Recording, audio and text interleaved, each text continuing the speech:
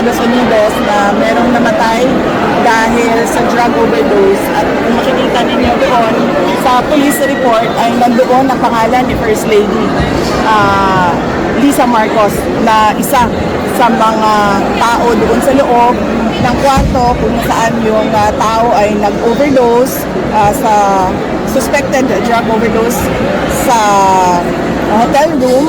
At ang daming nakikitang white powder substance na sinabi doon sa police report ay suspected cocaine din, ay bigla nilang kinuha si Pangulong Duterte. Nung lumabas naman yung kanilang May 1 na 20 pesos ang kilo ng bigas, at syempre dahil hindi naman totoo yung pangako na yon, pambobola lang naman yon sa mga tao, hindi nila kayang i-sustain, ay tinigil kaagad ng May 2, lumabas naman yung complaint kuno kay Congressman Pulong Duterte. So nakikita niyo na basta merong nangyari na kanuluan ng administrasyon, ang ginagawa nila ay sinisita nila ang kanilang kalaban sa politika para matabunan yung totoong issue ng bayan. Next question, Marcel. Does the President know about this already? I mean, si President Duterte, does he know about this new issue sa inyo about the Congressman Pulong na pang-atake sa inyo family? Hindi ko alam kasi hindi kami nagkausapan ng Pangulong Duterte at hindi din kami nagkausap ni Congressman Pulong. Pero nakita ko siya na nagpa-interview siya doon sa labas ng detention center. So baka noong nasa loob siya ay napag-usapan na lang. So clearly, VP, you believe na this is part of political, again, attack sa inyong mga Duterte? Oh yes ma'am, sabi ko na nga, every time nagkakaroon sila ng issue, malaking issue na kabalbalan na ginagawa nila, ang kanilang pang-cover sa mga issue na ito ay atakihin yung kalaban nila sa politika. Ma'am, ano to? From national or we're talking here of local politics, dyan lang po sa Davao? Hindi, national. Tulad nga na sinabi ko, blanco yung budget, nag-file sila ng impeachment. Ang laking tanong nun kasi blank check yun Parang ikaw na ang magsasabi kung paano at saan mo gagamitin yung pera ng gobyerno. Nag-file sila ng impeachment.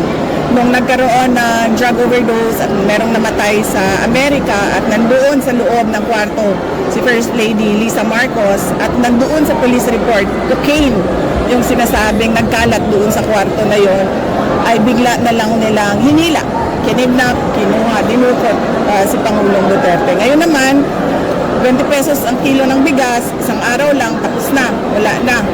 Kinalimutan na naman na pangako, ay bigla na lang merong nag-file ng complaint kay Congressman Pulong. Pipi, anong masabi mo? Yung bigas po kasi sinasabi raw po ng community daw is para nga po mag-give way sa parang nga po sa pamilya ng ayuda education sa after the election. Kasi kung ayuda ang pinag-uusapan natin, ibig sabihin, meron silang nakikitang pangangailangan sa tao, di ba? Kaya nga nila in-exempt ang AKAP at AIX, ayuda na kailangan ng taong bayan. So lalong-lalo na yung 20 pesos na kilo ng bigas, lalong kailangan ng mga gutom yun. Huwag nilang i-excuse. Hindi talaga nila kaya gawin yan. Hindi sila marunong paano gawin yan. At nagsisinungaling lang sila kasi nagpapanik sila sa pagbagsak ng ratings ng kanilang mga kandidato. Last two questions. Yung sa, ano reaction mo sa case na nag-file against Pulong, Congressman Pulong? Cancel na po yun, sir. Masabi ng mahaba yung nasabi, Nasagot na, sir. Nasagot na po. Nandiyan yan sa recording ko. Yes, sir. Pipi, anong masabi mo sa problema ng droga? Lalo po lumalala. Opo, ma'am. Yan ang sinabi ko, ma'am. Kapag ang ulo lulong sa droga, lahat ng kamay at paa, lahat yan magdodroga na rin kasi wala na silang respeto sa authority. Yan yung problema natin ngayon. Lahat ng tao, nagkakanya-kanya na ang mga illegal at kriminal. True ba yung presidente natin nagdodroga po? Well, mag-assume na lang tayo na totoo dahil ayaw niya magpa-drug test. Meron siyang video ng paggamit ng droga na hindi nila ma-deny kasi authenticated. Tapos, hinamon siya ng isang senator candidate na magpa-drug test. Ayaw niyang magpa-drug test. Last question, Alex, Times of London. Can I ask, given how things have worked out, do you regret forming an alliance with President Marcos in 2022? No, because I am vice president right now, so I do not regret anything. I am able to help a lot of people. I'm able to help people nationwide because my office is a national office. On that note, I am thankful. I am thankful that the 2022 elections happened and that I became vice president. And I think this was really bound to happen. The 2022 elections was bound to happen so that everyone can see what a Marcos can do to a country, and that is just bring us to the road to perdition. Ma'am, gaano ka-importante ang result ng 2020 ng election ngayon sa Last susunod? question. What's that? How significant will be the result of the election now sa next election, ma'am? Depende. Kasi pag karamihan ay oposisyon ang nanalo, ay meron na talagang magtatanong at ahadlang sa mga maling ginagawa ng administrasyon. Kaya napakahalaga ng eleksyon na ito para sa bayan. Dahil kapag dumami ang oposisyon, ay makukwestiyon na sila all the way at hindi na nila kayang takutin lang o bayaran lang yung mga tao sa loob ng gobyerno. Ma'am, ilang days na lang before election, what do you intend to do, ma'am, para sabihin po ng Presidente yung kanyang Duterte? Araw na lang, ma'am. Opo.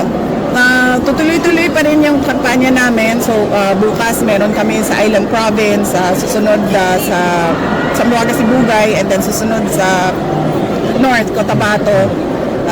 So, tuloy-tuloy na. Pagkatapos ng North Cotabato, ginagawa pa yung schedule. Ang huling-huli ko, supposedly, is yung Holy Mass for peaceful elections sa Davao na yon.